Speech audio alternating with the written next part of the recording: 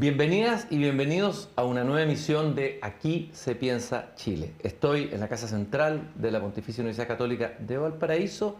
Estamos transmitiendo desde un salón de grabación y hoy día vamos a conversar de algo que tiene que ver con este territorio y con todos los territorios. Vamos a hablar de infraestructura y territorio, gobernar pensando en las regiones. Y nuestros dos invitados, a los que voy a presentar ahora, y les vamos a dar la bienvenida. Primero, Luis Eduardo Escobar, él es economista de la Universidad de Chile, máster en Economía de la Universidad de Maryland, ha trabajado 20 años en el Fondo Monetario Internacional, es asesor de políticas de infraestructura y asumió el año 2022 la presidencia de la empresa portuaria de Valparaíso. Luis Eduardo, muy bienvenido. Bueno, tú eres como de la casa porque Gracias, acá en Valparaíso, ¿no? Sí, casi de Valparaíso en realidad. Paso la mitad del tiempo aquí y la mitad del tiempo en Santiago. Muy bienvenido, muchas gracias por haber aceptado la invitación. Y Beatriz Mella, ella es doctora en planificación urbana de la University College of London, ¿no es cierto? Y actualmente es directora del Centro de Estudios de Ciudad de la UNAP, Universidad Andrés Bello. ¿Cuáles son las áreas de investigación de Beatriz? Planificación de transporte, movilidad, accesibilidad, vínculo entre transporte, equidad social, territorial y exclusión sin gentrificación. Lo dije bien, parece. Transporte y salud pública. Beatriz, muy bienvenida. Gracias por haber venido al Paraíso a conversar sobre estos temas. Muchas gracias a ustedes por la invitación. Vamos a partir contigo entonces, Beatriz. El tema infraestructura y territorio. Yo sé que a ti, tu pasión tiene que ver con las ciudades, con la planificación urbana, ¿no es cierto? Y quiero partir primero de una idea que me gustó, investigándote un poco lo que tú has hecho, esta idea de que las ciudades se leen, ¿no? Las ciudades se imaginan, ¿no? Y que no son solo una estructura física, sino un imaginario compartido. Y hay ahí un urbanista, Kevin Lynch, que entiendo que tú has estudiado, que dice que, bueno, que las ciudades no solo se recorren, sino que se leen, se interpretan y se recuerdan. Partamos hablando de eso, que es un bonito tema. Es súper bonito. Me gusta mucho el tema en particular porque me hace pensar en los primeros años de universidad, justamente cuando estaba estudiando arquitectura.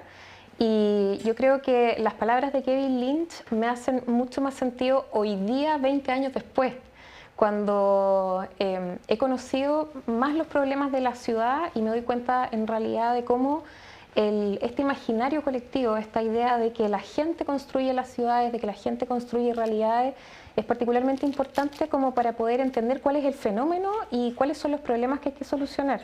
Entonces Kevin Lynch habla de estas dimensiones, por ejemplo, de los nodos, de los bordes, de las líneas, y en el fondo son estas estructuras de la ciudad, justamente que uno puede pensar que son parte de las infraestructuras de la ciudad, que de alguna manera las personas reconocen. A ver, lo que está diciendo un poco es que la infraestructura o estos bordes no reflejan un imaginario, una cosa así, ¿no? De la ciudad. Sí. ¿Cómo se da ese juego? O sea, ahí en el fondo uno parte también por la idea de las percepciones. En general, cuando, de nuevo, esta idea de la formulación de la ciudad que parte de los planificadores urbanos, de los arquitectos, de los políticos, en el fondo, esta ciudad finalmente se compone de las percepciones de la gente. Sobre todo hoy día estamos como enfrentados a una manera de ver la ciudad que está muy vinculada a temas de seguridad, a temas de borde, a temas de falta de espacios públicos, a maneras de movilidad que se enfrentan en el fondo con aspectos de la calidad de vida de las personas. Y volviendo un poco a esta idea de Kevin Lynch, básicamente lo que él hace es construir un imaginario de la ciudad a partir de estas percepciones que son de las personas y que en general son súper difíciles de cuantificar, y nosotros como que tendemos a sentirnos un poco incómodos en general cuando no podemos cuantificar muy bien las cosas. ¿Y cómo se logra establecer cuál es ese imaginario o esas percepciones? Bueno, hay distintas formas, o sea, mira, desde la investigación hay distintas formas de poder fusionar estas metodologías cuantitativas y cualitativas en la generación de un entendimiento de cómo las personas perciben distintos aspectos de la ciudad, ya sea en términos de las grandes infraestructuras o estas cosas que son más subjetivas, en el fondo el bienestar, la seguridad, el confort, y también aspectos que como que nos llevan hacia nuestro origen, en el fondo esta relación con el paisaje, esta relación con el verde, esta relación con el aire, con la contaminación que hoy día tenemos en algunas ciudades. Entonces, hay formas de medir y de poder cuantificar esas cualificaciones que vienen de las percepciones de la ciudad. Si pudiéramos esto encarnarlo o a lo mejor ejemplificarlo, no sé si con alguna ciudad chilena u otra, podemos ver lo que esta idea que tiene este urbanista que tú compartes, Kevin Lynch, sobre la ciudad. Las ciudades que se leen, que se imaginan, ¿no? Yo creo que acá es como un poco la idea de las identidades también. O sea, nuestras ciudades en Chile tienen imaginarios e identidades que son muy particulares de cada lugar. Hay un imaginario que está muy vinculado al tema natural, de donde están ubicadas las regiones, pero también tenemos algunas ciudades que tienen como esta identidad, no sé, o sea, Valparaíso tiene una identidad única, Valdivia hoy día tiene una identidad que se vincula mucho más con el tema sustentable, por ejemplo, las ciudades más al sur con esta cosa como media industrial, pero también como un poco más alejada. Entonces yo creo que algo justamente interesante pasa que Santiago, hace pocos años creo que hicieron una medición de cómo la gente percibía su identidad siendo santiaguinos. Y era mucho menor que en estas ciudades de regiones. ¿Y a qué se debe eso, crees tú, desde tu mirada? Mira, yo creo que hay ciertos elementos que nos hacen querer nuestras ciudades y creo que Santiago hoy día está poniendo hartas barreras en términos de cómo nos sentimos cómodos en la ciudad. Si bien tiene muchos atractivos y tiene muchas cosas buenas, seguimos queriendo vivir en Santiago porque también hay una articulación de un sistema urbano que nos permite desarrollarnos desde aspectos culturales, educativos, también que se relacionan como con las lógicas productivas, en el fondo los trabajos, pero parece que esa identidad es algo que todavía necesitamos seguir encontrando. O sea, ¿hay una identidad más clara en Valparaíso, tal vez? No sé. Posiblemente. Incluso hasta en Puerto Montt, uno podría decir, o en otras ciudades de Chile, que en la capital del país, digamos. Hay un problema de identidad, no es menor eso. No es menor y es real. Y pasa también que las regiones de alguna manera han tenido que pelear por sus espacios. Tanto a nivel de la gobernanza, a nivel de la descentralización. Entonces, probablemente también esa idea de poder configurarse como un entorno social más que urbano que tiene que estar comprometido con lo que hay tanto en su ecosistema como en su funcionamiento interno, en el fondo cultural, puede que haya aventajado a las ciudades en poder encontrar una identidad que no es el caso de Santiago. Luis Eduardo, y aterrizando esto que estamos conversando, tú has llevado adelante, han llevado a través de la empresa portuaria un diálogo que se llama Valparaíso Dialoga, que es una conversación con la ciudadanía, con los porteños, con la empresa portuaria sobre el proyecto de lo que es Valparaíso, que es el puerto, y que puede tener que ver algo con lo que estamos conversando aquí. Me gustaría que lo desarrollara. Tiene mucho que ver con lo que estaba Sí, diciendo mucho Beatriz. que ver, ¿no es cierto?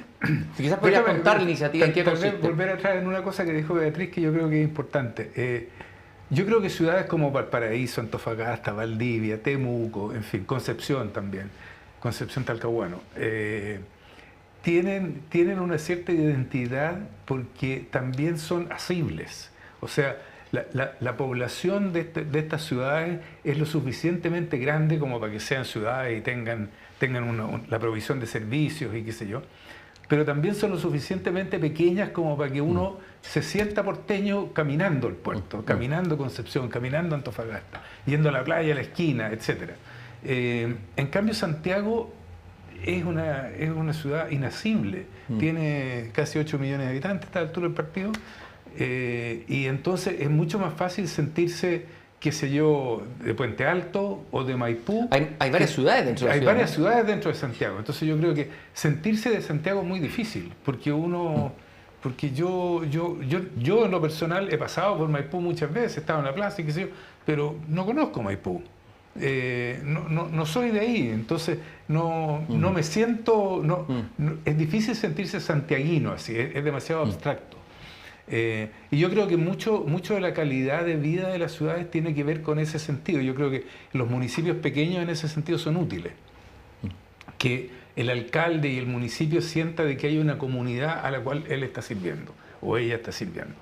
Y sería bueno que contaras esto entonces, de qué consiste el Valparaíso Dialoga, qué es lo que bueno, están eso buscando. entonces, yo creo que la gracia que tenemos en Valparaíso es que de alguna manera uno puede generar esto del Valparaíso Dialoga. Uno puede llegar a conversar con la gente de las unidades vecinales, puede ir a hablar con las juntas de vecinos, puede ir a hablar con los distintos grupos de interés que hay en Valparaíso, y eso es posible. Yo, en los 2 años que llevo, 2 años y medio que llevo en el cargo en el puerto, he tenido reuniones con 90 grupos distintos. Y eso me ha dado una buena idea de qué es lo que pasa en Valparaíso, qué es lo que piensan distintos grupos dentro de Valparaíso, y entonces a partir de eso hemos tratado dentro de la empresa de ir compatibilizando un proyecto que sea aceptable para el conjunto de la ciudad. ¿Y cuál es, cuál es la identidad de Valparaíso? ¿Cuál es el futuro a partir de esa identidad? ¿Cuál es la vocación de Valparaíso? Se ha discutido si es turístico, si es portuario, las dos cosas. A ver, ¿a qué conclusión ha llegado? Recogiendo lo que dice la gente y lo que ustedes también están proponiendo. Bueno, yo creo que, depende del grupo con que tú hables. Cada uno ve las ciudades desde su perspectiva. No sé si es tu misma experiencia, pero los portuarios dicen, mire, ¿sabe qué más? No me venga con cuentos, Valparaíso es puerto. Antes y después de todo, Valparaíso es puerto. Sin el puerto no se puede concebir Valparaíso. Y hay algo de cierto en eso, y si uno mira la historia, en realidad la ciudad de Valparaíso partió porque llegaron los barcos. Aquí este era un lugar seguro donde poder traer bienes del Perú y mandarlos al Perú. Pero también es una ciudad, ya que estamos en la Universidad Católica de Valparaíso, también es una ciudad universitaria. Una ciudad que tiene 1, 2, 3, 4, 5 universidades. ¿Cuántas? Fuera de Santiago no hay otra en Chile que tenga 5 universidades. Tiene una población estudiantil, tiene una población académica, tiene estudios, tiene investigación, tiene cultura ligada al tema de lo universitario, que es otra vocación de lo que es Valparaíso. Después está el turismo, sin duda. Los tacos que hay de Santiago viniendo para acá los fines de semana son la clara demostración, digamos, de que aquí hay un turismo muy fuerte, más allá del turismo que la gente asocia con los extranjeros llegando a Valparaíso. Valparaíso es un centro, Valparaíso Viña, es un centro de atracción de turismo nacional muy importante. Ahora, desde luego también están los cruceros y los extranjeros, que es lo que uno asocia habitualmente con el turismo, pero cuando tú vas a los países turísticos, gran parte del turismo y lo que dio origen al turismo fueron los movimientos internos de la gente dentro del propio país. Bariloche no lo hacen los extranjeros, lo hacen los argentinos. Valparaíso también, lo hacen los chilenos. Lo que hace que el hotel boutique, que los restaurantes, etcétera, funcionen, es la gente, los chilenos que venimos a Valparaíso.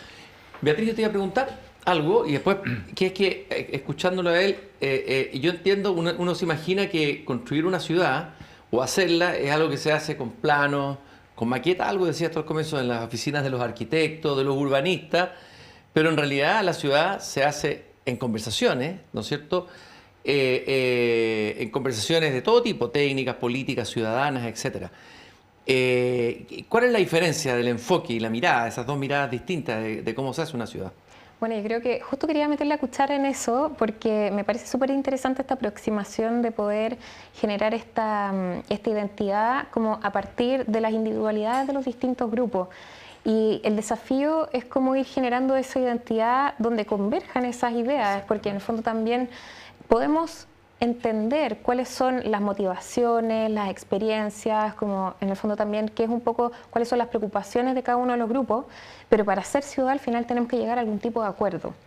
Y justamente lo que me preguntabas tú es una reflexión que tenía que, mira, yo hago un curso sobre planificación urbana y veo casos de cómo el urbanismo moderno se fue haciendo de manera muy jerárquica, no sé, en el 1800, qué sé yo, y son decisiones de arremeter con una ciudad completa y construirla de nuevo, como fue el caso de París o la expansión urbana de Barcelona, en que hoy día no podríamos pensar que pudiéramos hacer la ciudad de esa manera, porque hoy día construimos la ciudad mucho más en base a los consensos y a estas ideas que en el fondo tienen que poder comprender también cuáles son las distintas partes, los distintos actores. Entonces, efectivamente yo creo que hoy día la planificación está pasando por un momento, y sobre todo eso que tenía mucho que ver con las nuevas herramientas que tenemos a la mano, porque antes era el gran arquitecto, y además eran todos los arquitectos hombres, entonces era el gran arquitecto que veía este plano de la ciudad. O el gran urbanista, como el gran urbanista. Oye, pensaba en Vicuña Maquena en el siglo XIX. Vicuña Maquena, entonces en el fondo era como, miro la ciudad desde el cielo y la construyo como si fuera una pequeña maqueta. Eso hoy día no es así, o sea, en el fondo la planificación urbana tiene que considerar distintas fases, distintos nuevos nichos tecnológicos, por ejemplo. Hoy día la inteligencia artificial tiene que traer nuevos desafíos a cómo hacemos la planificación urbana. Y dentro de esos desafíos, creo que justamente un poco también pensando de nuevo en la idea de la primera pregunta que me hacías, cómo vamos considerando estas percepciones de los distintos agentes que constituyen la ciudad en una sola ciudad. Es un desafío enorme hoy día poder generar esos consensos. Sobre todo en un tiempo en donde tendríamos a ver más bien una fragmentación a veces o individualismo, sociedades más individualistas, identitarismo, tribus, identidades, etcétera, y cuesta construir un nosotros, más que nunca. Entonces hoy día yo creo que, me imagino que es un desafío mucho mayor, esto de construir ese consenso básico de qué es la ciudad, qué queremos ser, ¿no? Pero yo creo que Luis Eduardo da una clave bien interesante que tiene que ver con los gobiernos locales, con los municipios, donde la gente también se conoce más porque alcanza a abarcar un territorio que es de un cierto tamaño que es abarcable, o sea que efectivamente tú puedes caminar. Me encantó que dijeras este asunto de que, oye, yo puedo caminar la ciudad y por lo tanto puedo apropiarme de la ciudad. Entonces, yo creo que los municipios son espacios donde también los alcaldes y la alcaldesa empiezan a percibir los problemas que tienen sus ciudadanos en su comuna de manera mucho más directa. Entonces tienen ese contacto con las personas y por lo tanto también las soluciones pasan por las personas. ¿Hay algún ejemplo? Te voy a repetir la palabra. Sí. A ver, ¿algún ejemplo internacional, para no tomar el ejemplo local, de ciudades que lo hayan hecho bien en esta misma línea, que pudiera servir como inspirador a lo que tú estamos viendo que está intentando hacer este diálogo de Valparaíso? ¿Algún ejemplo que parezca interesante o de relevar y de observar? Mira, a mí últimamente me ha llamado mucho la atención este ejemplo de las superilles o de ¿cómo se llama? En Barcelona, que son las superilles porque en el catalán fondo, es eso, ¿no? en catalán, claro. En català, si us plau. Exacto, porque son las supermanzanas en el fondo que se configuran como espacios públicos y espacios abiertos. Entonces, básicamente lo que ellos hacen es poder cerrar en el fondo un cubo de 9 manzanas y cierran las calles interiores para poder proponer que las personas caminen más y no estén expuestas al tráfico vehicular. Y eso tiene una serie como de impactos que son muchas veces impensados cuando uno mira por primera vez este tipo de acciones. La gente camina más y por lo tanto genera más comunidad. La construcción de estos espacios en la calle, que son súper baratos y son como de urbanismo táctico, por lo tanto son relativamente fáciles de construir y sacar también, y tiene mucho que ver con la prueba y error. Son espacios donde la gente se puede detener y puede estar. Eso hoy día no es tan común en nuestras ciudades. Hoy día nuestras calles son para transitar, para llegar de un lugar a otro. No se detenga. no se detenga. Dice un verso de Enrique Lina, tiene un poema en París, no se detenga, dice, ¿no? Exacto. Sigue avanzando. Y porque también te tienes que ver ocupado. Es raro que las personas se quieran ver desocupadas, como que no estuvieran haciendo nada. Pero en realidad están haciendo algo, están... Bueno, el verbo que inventó el poeta francés del siglo XIX, Baudelaire, flanear. Él flaneaba por París, ¿no? Era como y las surfeaba. flaneadeses hoy día son las mujeres caminantes por la ciudad. Hoy día son las que más ocupan estos espacios. Las mujeres caminan más que los hombres, las mujeres tienen esta vida muy vinculada a las tareas del cuidado, eso cultural y socialmente, y por lo tanto estos espacios también empiezan a reconocer una diversidad de actores que es más allá del flanear que camina por la calle observando cómo la ciudad es maravillosa, sino que estas personas... estas vibras, sino que es efectivamente dar uso a la ciudad. Es que una calle que es muy transitada, que tiene diversos usos, que tiene una mixtura, hace también que la gente se sienta cómoda, que sienta que hay ojos también en la calle mirando qué es lo que tiene que pasar, y eso la hace también más segura. Estos espacios de alguna manera potencian que hagamos intervenciones que nos lleven más verde a intersecciones donde antes teníamos estacionamiento. Entonces, ese es un caso que me gusta porque no es complejo, es como habitar ciertas calles que se les restringe completamente el tránsito, pero vehicular. Es no como a las volver personas. al origen de la ciudad, al sentido originario Exacto. de la ciudad, ¿no? Tú querías decir algo, Lidardo, pero en un momento. Bueno, yo quería decir que parte de la construcción una cosa son los diálogos. Tú puedes conversar como nosotros con 90 personas distintas o 90 agrupaciones distintas y chao. O sea, y puede no pasar nada. Lo que nosotros tratamos de hacer fue ir un paso más allá, que fue construir lo que llamamos un acuerdo por Valparaíso, en el cual nosotros estábamos disponibles a modificar el proyecto de ampliación del puerto en función de las cosas que a la ciudad le parecían bien y las cosas que le parecían mal. Antes de seguir en eso, explica para el que no lo sepa cuál era el proyecto de ampliación del puerto. El proyecto original de la ampliación del puerto, que fracasó, por cierto, era expandir el puerto desde el Espigón, para la gente que conoce Valparaíso, hacia Viña del Mar, y construir un muelle que tenía 890 metros de largo y que ocupaba como 7 hectáreas hacia el mar. Y eso, el problema que eso tenía, y al cual objetaron los ciudadanos de Valparaíso, fue que le bloqueaba la vista y bloqueaba el acceso al borde costero prácticamente para siempre, en una extensión muy larga en el centro de la ciudad, ¿no? En el fondo de la bahía, en la U. Ya, y el acuerdo al que se llegó. Y el acuerdo al que se llegó es, mire, ¿sabe qué más? Nosotros, si queremos mantener la viabilidad económica de un puerto en Valparaíso, cosa que es importante para Valparaíso, porque hoy día nosotros generamos directa e indirectamente más de 17.000 empleos, que genera la actividad portuaria. Si nosotros queremos mantener la competitividad de Valparaíso, sobre todo frente a la expansión portuaria que va a haber en San Perú. Antonio, ¿Y en Perú? bueno, en Perú y en San Antonio. y más cerca a San Antonio, necesitamos un puerto que sea viable económicamente, y para eso tenemos que duplicar el tamaño del puerto. Duplicar el tamaño del puerto no fue antojadizo, es el resultado de un estudio y de conversación con los navieros, que son los que finalmente los que traen la carga y que hacen que el puerto opere, digamos. Entonces, ¿cómo hacíamos un proyecto que pudiera usar el hecho de que Valparaíso tiene aguas abrigadas que se deben a un molo, dentro de ese espacio poder duplicar la capacidad de carga que se mueve al año en el Valparaíso y tratar de minimizar el impacto urbano que tiene en la expansión del puerto de Valparaíso? Barcelona, que tú ponías como ejemplo, y agarraron el puerto, lo sacaron de la ciudad y lo pusieron en otro lado. Bueno, aquí, y para eso el Estado puso un montón de plata, digamos, ¿no? Aquí nuestra ley dice, mire, ¿sabe? Todos los puertos que se quieren construir de uso público en Chile, puertos públicos de uso público, tienen que ser construidos mediante concesiones.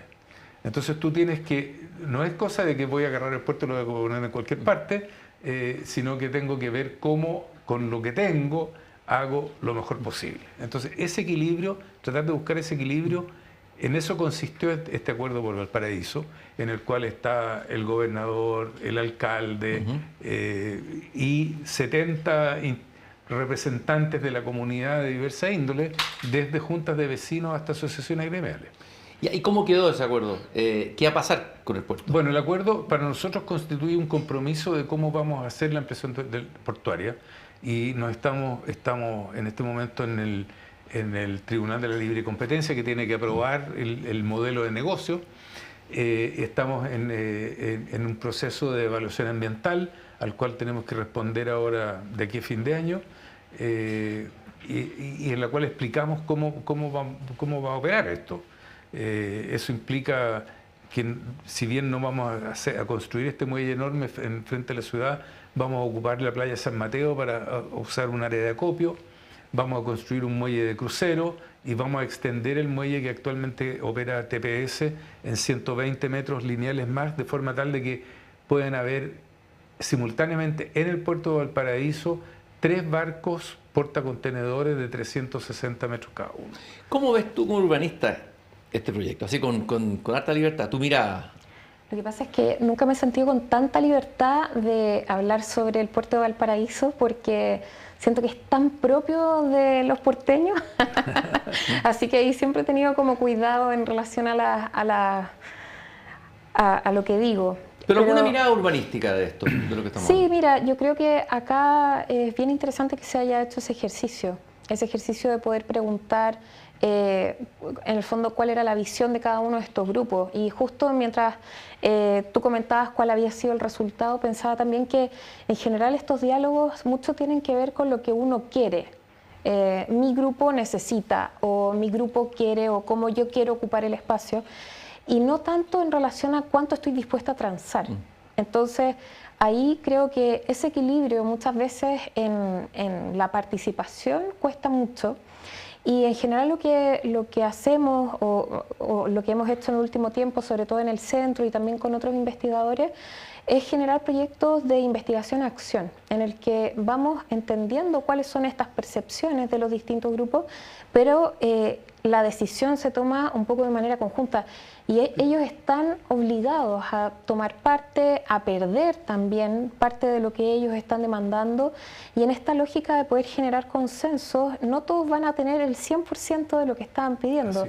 Y esa ecualización de esas necesidades y esos deseos sobre el territorio creo que es difícil, pero sí, es un camino rudo, y el puerto también lo ha demostrado, sobre todo estos proyectos que se han pensado de borde, porque tenemos este patrimonio construido, cultural, industrial, pero también en el fondo tenemos una sociedad que está súper como aferrada a decir el territorio también es mío, me pertenece, y ahí quizá ese diálogo es interesante. ¿Cuál ha sido el punto más difícil, o uno de los puntos más difíciles en llegar a este acuerdo en el proyecto del puerto? Bueno, lo que decía Beatriz, yo creo que es que la gente tiene que estar disponible a ceder. O sea, es imposible satisfacer al 100% los deseos de todos y cada uno de los grupos que participan, que conviven en Valparaíso. Entonces, si bien es cierto, es posible que al final nadie esté perfectamente contento, pero que todos digamos, mire, ¿sabe qué más? Sí, estamos disponibles para hacer este proyecto, no otro, este.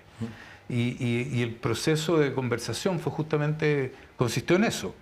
Y por eso que fue tan lento, si estamos hablando del diálogo por Valparaíso, cuando empezó Valparaíso Dialoga, como se llamó, duró casi 2 años, y después las conversaciones para poder ir moldeando un proyecto que fuera aceptable finalmente, duró 1 año y medio más. O sea, estamos hablando de que tuvimos como 4 años en esto. 4 años conversando. Claro. Ahora, debe ser difícil Sí, claro. gestionar esas conversaciones, porque se pueden convertir en asambleas, alguien levanta la voz, alguien grita, alguien pregunta. ¿Cómo se hizo eso? ¿Cuál fue la metodología? Bueno, hubo dos, como yo te diría, como dos etapas bien distintas. Una en que había un proceso de diálogo donde la gente participaba física y virtualmente, porque parte de esto se hizo durante la pandemia además, y donde habían participando en definitiva, participaban como 250 personas que estaban en esta conversación. Y de ahí se sacaron ciertos criterios. Y esos criterios tenían que ver con, como decía anteriormente, duplicar la necesidad de mantener la viabilidad del puerto, usar las aguas abrigadas, compensar a la ciudad por la ocupación de una parte del borde costero que necesariamente íbamos a utilizar, mejorar el acceso al borde costero y, como queremos, una parte del proyecto contempla usar la playa de San Mateo, ofrecer otra playa que estamos terminando de diseñar, que sea mejor que lo que existe hoy día en San Mateo. Entonces, esa conversación es lenta, es reiterativa, es difícil, a la gente se le olvida los acuerdos que llegaron. Requiere ardiente paciencia. Y como decía un poeta Rimbaud, solo con ardiente paciencia entraremos en las espléndidas ciudades. Estamos hablando de territorio, de ciudades, de Valparaíso. Estamos con Beatriz Mella, urbanista, directora del Centro de Estudio de la Ciudad de la UNAP, y estamos con Luis Eduardo Escobar, presidente del directorio de la empresa portuaria de Valparaíso. Vamos a una muy breve pausa y regresamos.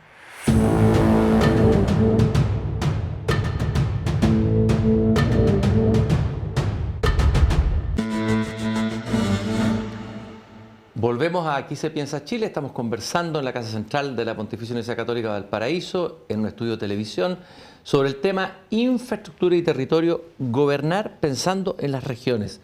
Estamos con Luis Eduardo Escobar, presidente de la empresa portuaria de Valparaíso, con Beatriz Mella, urbanista, directora del Centro de Estudio de la Ciudad de la UNAP. Beatriz, bueno, estamos hablando de las ciudades, estamos hablando de ciudades regionales, estamos hablando de Valparaíso también. Tú has trabajado con gobiernos locales, se hablaba de los gobiernos locales metropolitanos en distintas ciudades, entiendo, no solamente en Latinoamérica, sino del mundo, en Cali, en Colombia, en Manila y probablemente en otras. A ver, ¿qué experiencia interesante puedes traernos y contarnos y compartir acá sobre todo lo que hemos estado hablando? La gobernanza, el diálogo, la conversación, y cómo construir una identidad de ciudad, etcétera. Bueno, yo creo que el caso colombiano es muy bueno en términos de los diálogos porque han sabido resolver de una manera muy latinoamericana, o sea, en el fondo como no con tantos presupuestos y no con unas obras mega infraestructuras, sino que han ido resolviendo problemas que tienen que ver con el uso de los espacios públicos, con la seguridad. Ahí particularmente en Cali estábamos viendo justamente cómo poder transformar un corredor de transporte en un lugar que tuviera mucha infraestructura verde, por ejemplo. Y como era una infraestructura de transporte, terminaba segregando ambos espacios de la ciudad y la carretera partía justo por la mitad de la ciudad. Entonces, esa experiencia es interesante porque de alguna manera nos hace pensar en varios lugares. O sea, cuando venía acá a Valparaíso, hay ciertos lugares que quedan completamente truncados, o sea, completamente desconectados un lado de otro, y eso se da en muchas ciudades de Chile y en muchas ciudades del mundo. Creo que la experiencia colombiana es bien interesante porque también tenemos muchas cosas en común. Y bueno, lo que mencionaste de Manila en Filipinas fue, eso claro, es bien interesante. A ver, cuéntanos un poco. O sea, ¿cómo es Manila? ¿Qué tipo de ciudad es? Háblanos un poco de eso. Es una ciudad bien intensa porque ellos están acostumbrados a tener que como adaptarse a estas situaciones de clima muy intenso, entonces tienen una época de inundaciones y todos saben y todos se siguen moviendo en la ciudad y buscan alternativas, un poco también qué pasa en otras regiones donde la forma en que las personas terminan haciendo sus cosas del día a día y se transportan y se movilizan tiene mucho que ver con buscar soluciones como un poco como súper cotidiana, o sea, ahí sacan los botes y mueven a las personas en botes y hay una especie de triciclos también donde la gente se sube para moverla de un lado para otro cuando tienen épocas de inundación. Y es una ciudad que tiene sectores muy bonitos, o sea, en Filipinas va la gente como de vacaciones, con mucha plata, y va a unas playas exquisitas, estupendas, pero también hay sectores que son de una pobreza profunda. y justamente fuimos en el contexto de eso, para ver cuáles eran estas inequidades que se daban en términos principalmente de la movilidad, que era nuestro sesgo investigativo, pero era algo que se podía ver claramente, o sea, sectores que estaban hiperdensificados y que tenían un estándar muy alto al lado, pero directamente al lado de sectores que tenían muchas carencias y con personas muy vulnerables. ¿Y hay esos problemas que estás señalando también los tenemos en nuestras ciudades o están a menor escala en las ciudades chilenas? Yo creo que lo tenemos en otra escala. Probablemente nosotros, si no tomamos decisiones hoy día, vamos a encontrarnos con ciudades que irremediablemente o necesitan muchísimo gasto o la gente definitivamente no va a vivir bien. Pero yo creo que todavía en Chile tenemos muchas alternativas, creo que hemos ido tomando decisiones, por ejemplo, lo que hablábamos al inicio sobre la descentralización de las decisiones también, que le da más competencia a los territorios para poder decidir sobre dónde van a estar las prioridades en estos territorios. Y uno de estos temas tiene justamente que ver con cómo eso impacta en las relaciones de segregación, de vulnerabilidad, de inequidad social. Entonces, estos son temas además que a mí me parece que nosotros no tenemos por qué inventar la rueda, o sea, son cosas que pasan en muchos lugares del mundo y particularmente en el sur global, y por eso creo que justamente los ejemplos que me diste son bien interesantes porque son cosas que, imagínate, pasan en Filipinas, en Colombia, en Chile, en ciudades que tienen configuraciones distintas pero que tienen asociados ciertos temas que nos hacen, no sé, cuando miramos a Europa o ciudades más desarrolladas en el fondo, una transferencia no tan exacta. En el fondo tenemos que mirar, pero no necesariamente tomar el modelo y poder como ajustarlo un poco a la mala a nuestras ciudades, sino que podemos aprender de esas experiencias, pero tenemos que reacondicionarlas a nuestro propio contexto. Luis Eduardo, hablamos de inequidades, a ver, este proyecto del puerto, ¿de qué manera el nuevo acuerdo? ¿Te podría hablar de un proyecto de puerto, no es cierto? Sí, claro. Ya. ¿Pensado en cuántos años, en cuántas décadas? ¿Cuál es el desarrollo de esto? ¿Cuánto tiempo va a tomar? Nosotros a lo que estamos apuntando es poder entregarle el proyecto, digamos, con aprobaciones ambientales y con ingeniería, y decirle, mire señores, esto es lo que nosotros necesitamos que nos construya, no venga a inventar nada, este es el proyecto que fue aprobado por todo el mundo. Y eso nosotros queremos hacerlo, o tenemos que hacerlo por ley en realidad, porque la ley de puertos especifica que las concesiones no pueden ir más allá de 30 años.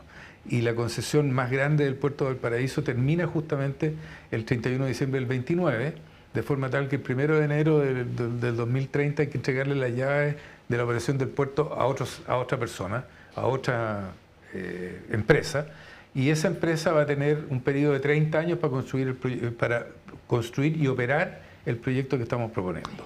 ¿Y cómo va a impactar eso en la vida de los porteños, en la ciudad, en el tipo de ciudad que se va a hacer? ¿Va a cambiar Valparaíso? ¿Es la salida a la crisis que ha tenido Valparaíso? Se habla mucho de una ciudad que está, algunos dicen, en decadencia, con problemas graves de seguridad, con problemas también de vulnerabilidad social, etcétera, etcétera, etcétera, deterioro. ¿Cómo lo ven ustedes? Porque está pensado en relación a la ciudad, digamos. Hay varias dimensiones, Cristian. A ver, una de las preocupaciones, por ejemplo, desde el punto de vista ambiental, era si acaso duplicar la capacidad del puerto significaba que íbamos a llenar de camiones Valparaíso. Una de las gracias que tiene Valparaíso es que no tiene camiones en el centro de la ciudad. Esa es la gran diferencia de Valparaíso con todas las otras ciudades del puerto de Chile. Tenemos un acceso especial que se llama el acceso sur, claro, o el camino a la pólvora. Sí, famoso camino a la pólvora. Y ahí los camiones entran y salen del puerto sin que la gente mayormente se dé cuenta, ¿no? Y está calculado de que con la ampliación portuaria eso sigue siendo así. Así que ahí no va a haber grandes problemas. Ahora, no le pidan al puerto, el puerto va a crear 10.000 nuevos trabajos, directos, indirectos, inducidos, ¿no? O sea que toda la cadena hoy día son 17.100 y algo. ¿Ya? Así que va a tener un impacto importante sobre el futuro empleo de la ciudad. Pero no le pidamos a un puerto o a una empresa, en este caso, que resuelva los problemas de la ciudad. O sea, los problemas del centro de Valparaíso, del plan de Valparaíso, que es donde existen los problemas más serios, a los cuales tú te referías recién, esos problemas tienen poco que ver con el puerto. Tiene que ver con que la gente se fue, tiene que ver con que los empresarios se cambiaron de ubicación, se fueron a Viña del Mar o se fueron a Santiago, y en consecuencia hay que buscar alguna manera de revitalizar el centro de la ciudad. Pero eso no tiene que ver con la actividad portuaria propiamente tal, porque la actividad portuaria no afecta directamente al centro de la ciudad.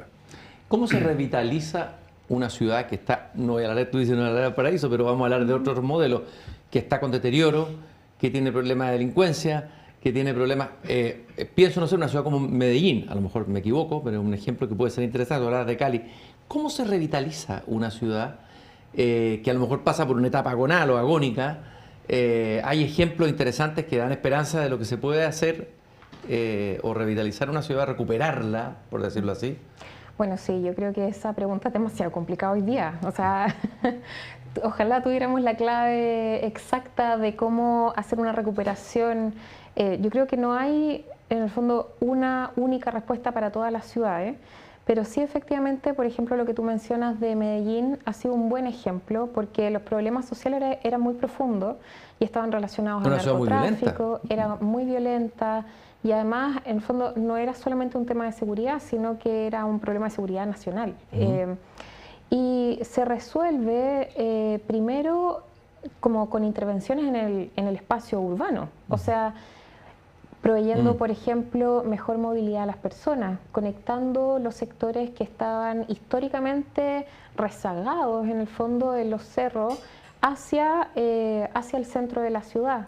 Eso no solamente es como una mejora en la calidad de vida de las personas que viven en los cerros, sino que también posibilita que las personas se muevan al centro y empieza a revitalizar también las actividades que hay en el centro de la ciudad. Entonces, hoy día yo creo que esta discusión de cómo revitalizamos centros que han sido deteriorados y que han sido desocupados también por distintas circunstancias tiene mucho que ver con las economías locales. Hoy día hay, bueno, y también pensando en algunos acontecimientos que hemos tenido en el último tiempo en distintas ciudades en Chile, ese sentimiento de tener que emprender en una ciudad que no da garantías de seguridad o de orden o de, en el fondo, de que tu negocio local va a salir bien, yo creo que ese es el problema.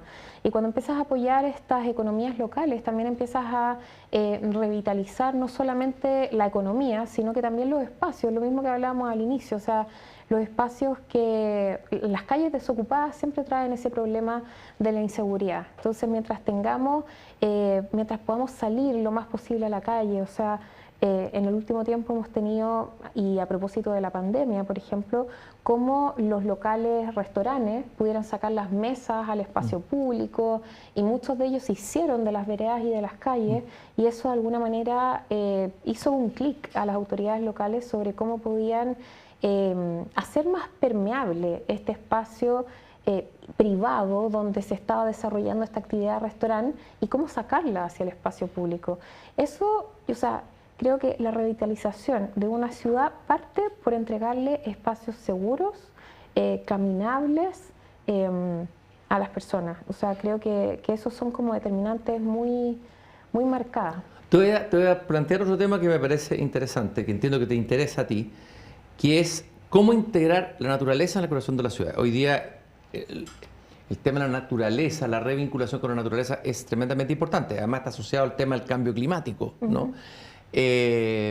Hablemos un poco de esa... hablábamos antes del urbanista Kevin Lynch, y aquí hay otro personaje interesante que habla de una ciudad viva, una Fitópolis, ¿no? Es un italiano, ¿no? Stefano Marcuso, ¿no? ¿Cómo integrar la naturaleza en el corazón de la ciudad? Y apliquémoslo esto a Chile, donde la naturaleza es fundamental, a pesar de que el 80 y tanto % de la población, o el 90 casi, ha optado por vivir en ciudades, en urbes, ¿no? Bueno, eso me pareció súper interesante cuando leí el libro, porque... ¿Cómo se llama el libro?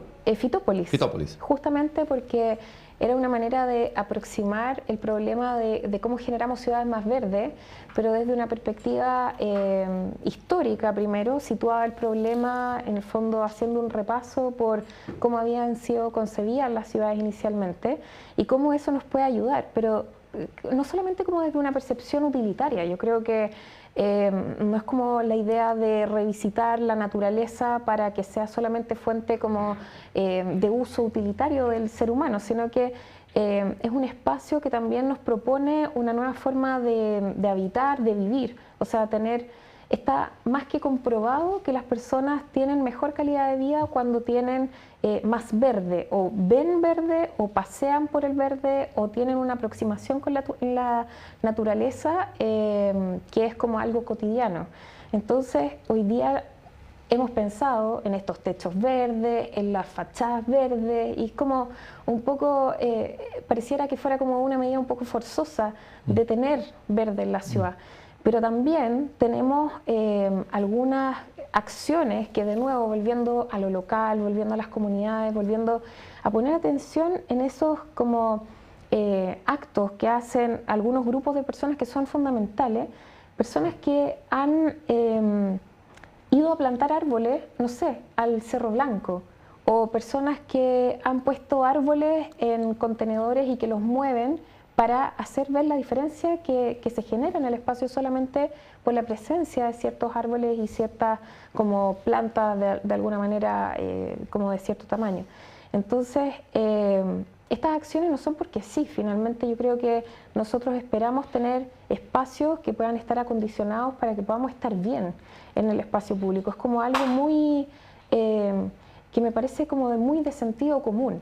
Y quizá nos hemos acostumbrado a una forma de entender el éxito de la ciudad con estas grandes infraestructuras y con estas grandes edificaciones, y no necesariamente con cómo nos conectamos con lo natural. Y hoy día nos damos cuenta que lo necesitamos para efectos del cambio climático, para efectos de sentirnos mejor, para efectos de la salud mental. Entonces ahí estamos como con ese doble desafío. ¿Qué ejemplo, de nuevo te voy a preguntar, de ciudad ha logrado, alguna ciudad interesante en el mundo que haya logrado, y en Latinoamérica ojalá, haya logrado integrar naturaleza con la ciudad? Bueno, en el caso colombiano, justamente en Bogotá se hizo una transformación de esa forma, en el fondo que los corredores verdes, donde teníamos cierta infraestructura, donde que típicamente es como que nos hace ruido visual, por ejemplo, estos metros elevados, pero que construimos ciertos espacios que están con naturaleza vegetal, en el fondo, que también es de la zona y que es de fácil cuidado y de fácil mantención. Y eso ha transformado la manera en que la gente percibe el entorno de manera significativa. Entonces, otra cosa que a mí me parece fundamental es hoy día cómo ha avanzado el tema de los jardines de bajo consumo hídrico acá.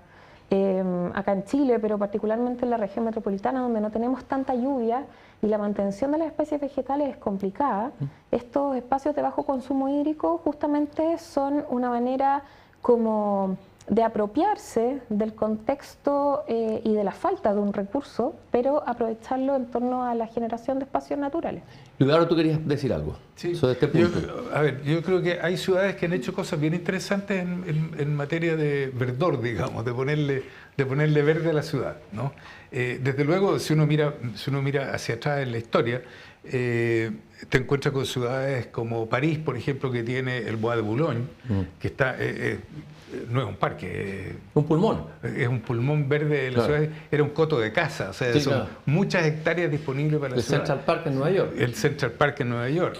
En Washington DC está lleno de parques por todos lados. En Caracas incluso tienes el Parque del Este y el Parque Central, que son dos pulmones verdes de la ciudad de Caracas que son maravillosos y que se llenan de gente los fines de semana a caminar, a obras de arte, de todo. O sea, tienen hasta zoológico adentro. Zoológicos chicos, ¿no?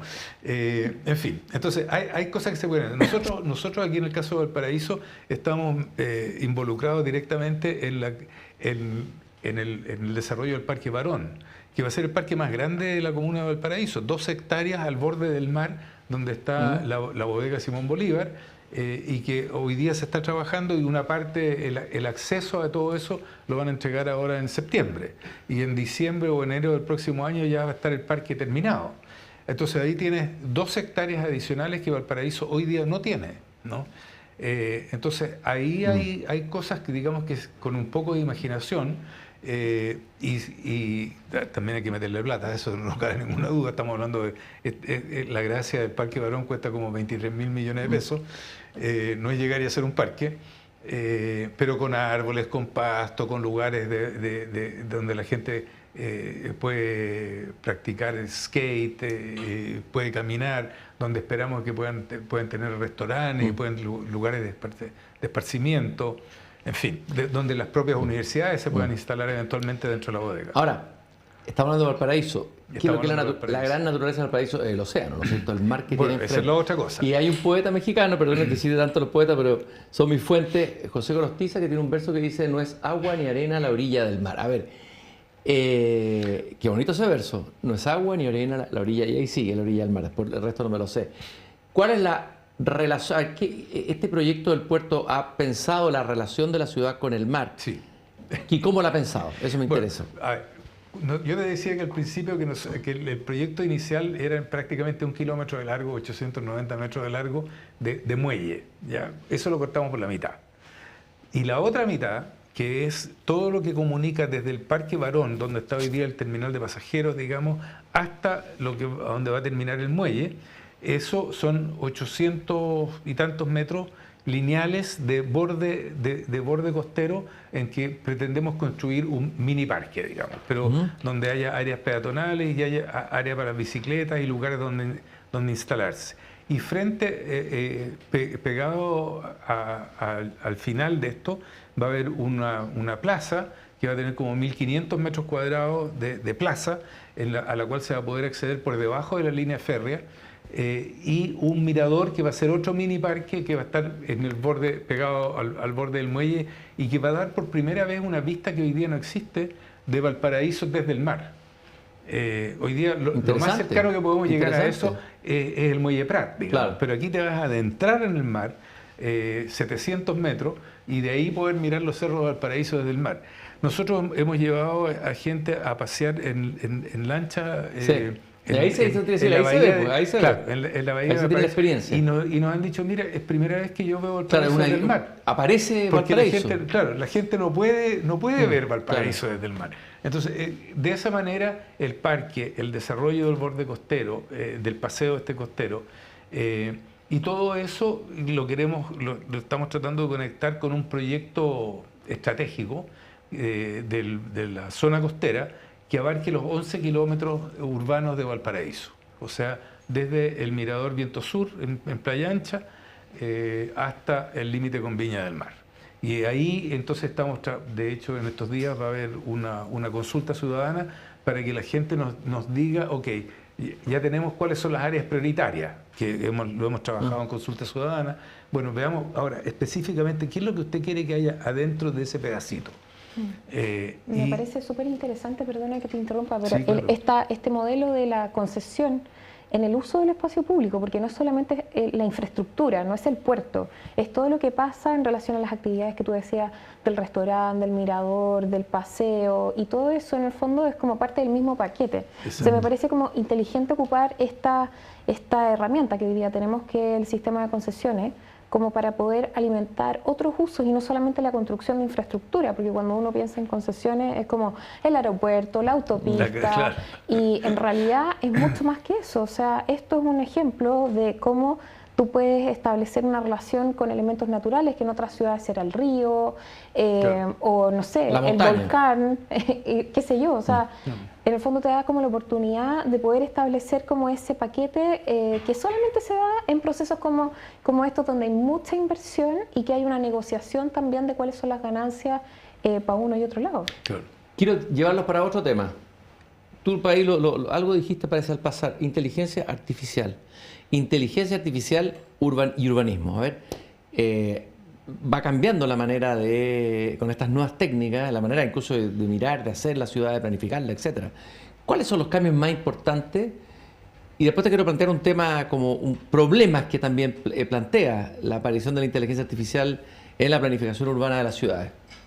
Sí, yo creo, mira, voy a ser bien honesta, o sea, he tenido poco desarrollo de la inteligencia artificial en este minuto hacia la planificación, porque es algo súper nuevo, o sea, es algo que no solamente es nuevo, sino que avanza muchísimo en muy poco tiempo.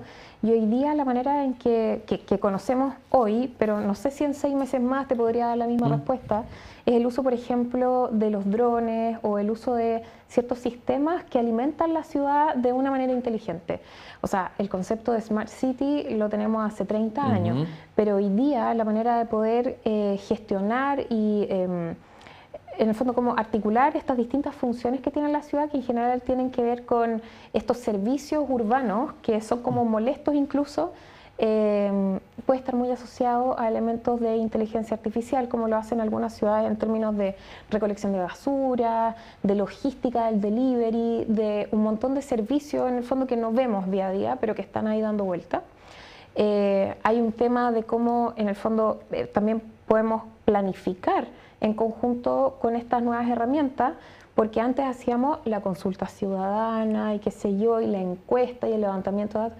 Hoy día todo es mucho más rápido, o sea, tenemos la sensorificación como para hacer muchas cosas y probablemente eso lo vamos a poder empezar a ocupar en términos de toma de decisiones.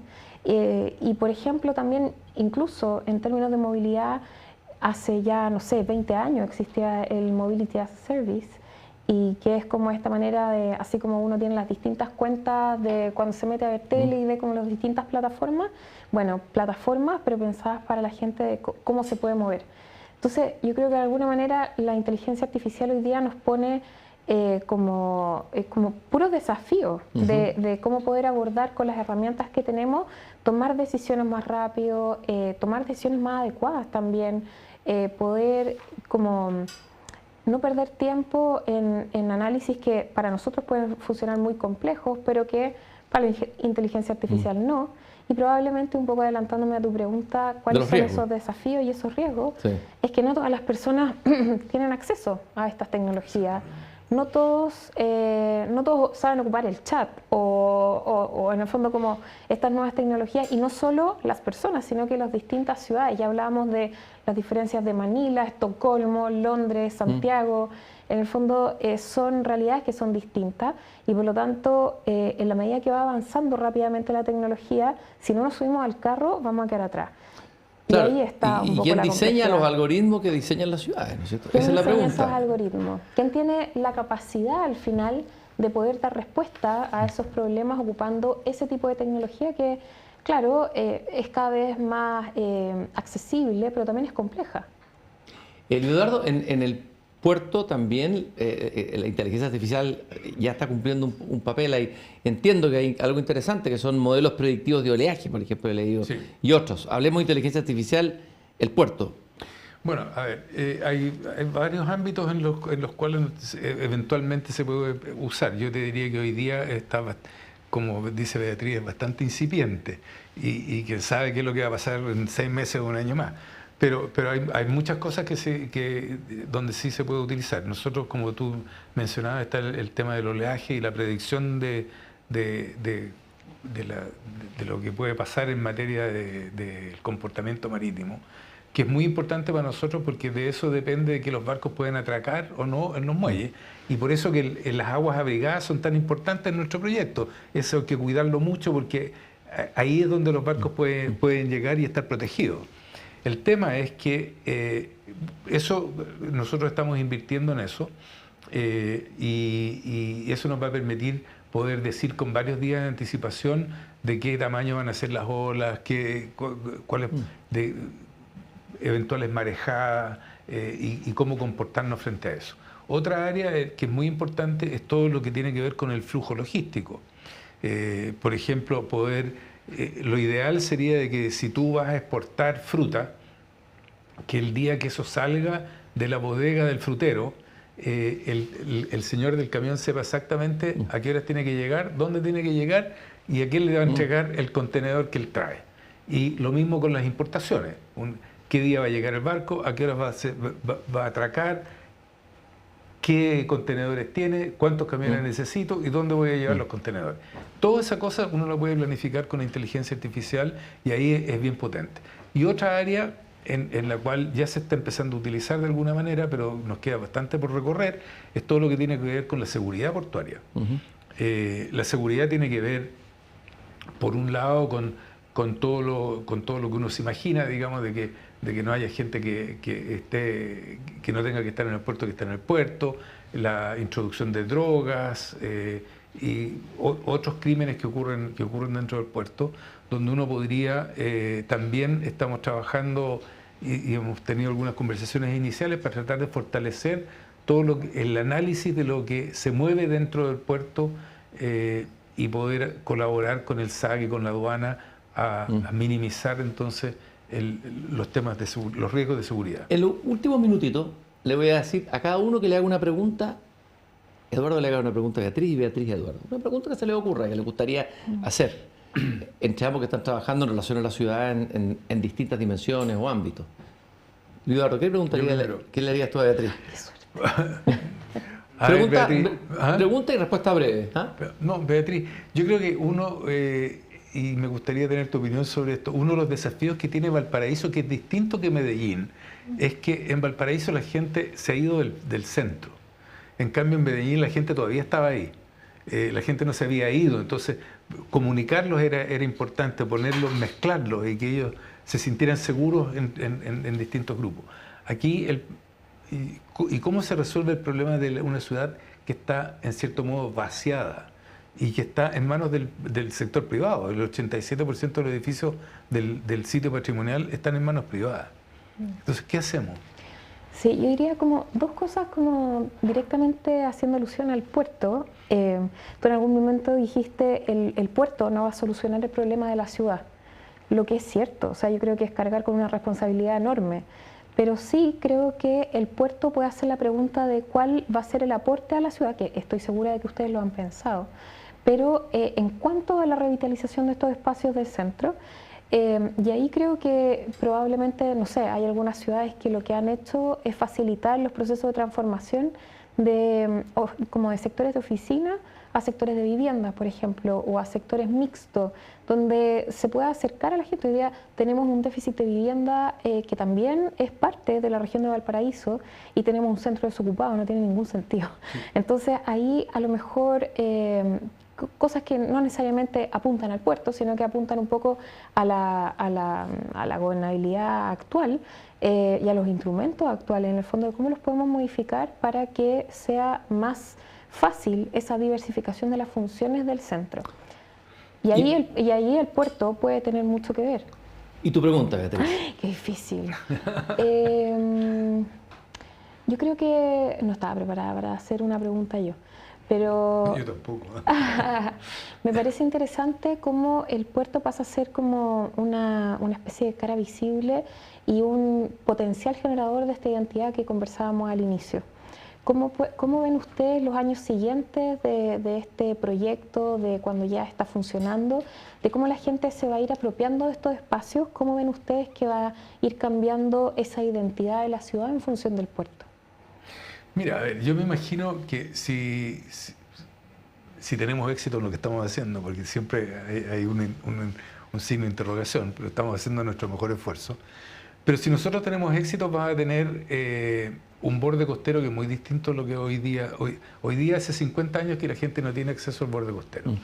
Nosotros vamos a reabrir eso. Esa es parte del proyecto. Y yo creo que y va a haber un parque de 2 hectáreas, que 2 hectáreas es un tremendo parque, ¿no? No hay otro igual en la región, en realidad. Entonces, yo me imagino y otro aspecto es que tiene que ver, y tal vez me salto algo que no mencioné antes, es que el muelle Prat pasa a ser una cosa muy importante y donde eventualmente con la expansión portuaria uno puede construir algo que en Chile no existe y que son las marinas públicas.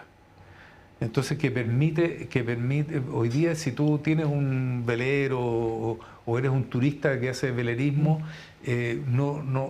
venir a Chile es complicado porque no hay donde estar, hay puros clubes, no hay marinas públicas. Y el muelle Prat potencialmente puede ser una marina pública que permitiría que veleros lleguen a Chile y que haya otro tipo de turismo que hoy día no existe en Chile. Entonces yo me imagino una ciudad que está mucho más integrada con su puerto, que es más fácil acceder a los bordes. Los puertos hoy día son cerrados, no hay más, por razones de seguridad. Se te cae un contenedor encima y olvídate.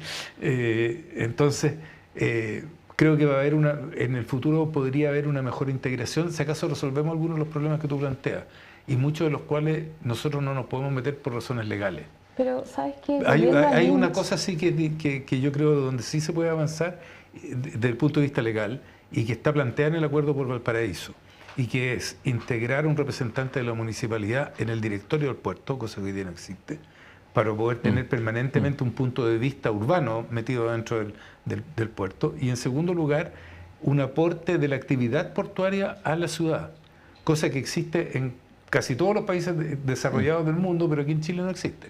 Y volviendo quizá un poco a Kevin Lynch, es que esta idea de Valparaíso no es solamente el cerro y el plano, sino que es el cerro, el plano y el borde. Exacto. Que se abre al mar, en el fondo. Justamente. Bueno, quiero agradecerle a los dos. Beatriz, Luis Eduardo, muchas gracias por esta interesantísima conversación. Podríamos haber seguido, estaban embalados, muy interesante, eso da para otro programa. Quiero agradecerles que hayan venido a Aquí se piensa Chile a pensar infraestructura y territorio, gobernar pensando en las regiones. A cada uno les voy a dar un pequeño obsequio que tiene que ver con las publicaciones de las ediciones universitarias de Valparaíso, de la Universidad Católica de Valparaíso. A ver, lo pensamos en cada uno. Para ti, Pescadores Precolombinos, una investigación de Patricio Arana. Tú tienes que ir con el puerto, así que es una tremenda investigación. Muchas gracias. Y para ti, Fronteras Abiertas, un libro muy bonito, Migraciones de las Artes Visuales en Chile, Gaspar Galaz y Milan Ibelich. No se puede creer, pero qué suerte. Muchas gracias, un gusto haber conversado con ustedes. Muchas gracias. Igualmente. Y nosotros nos encontramos en el próximo capítulo de Aquí se piensa Chile. Muchas gracias por habernos acompañado.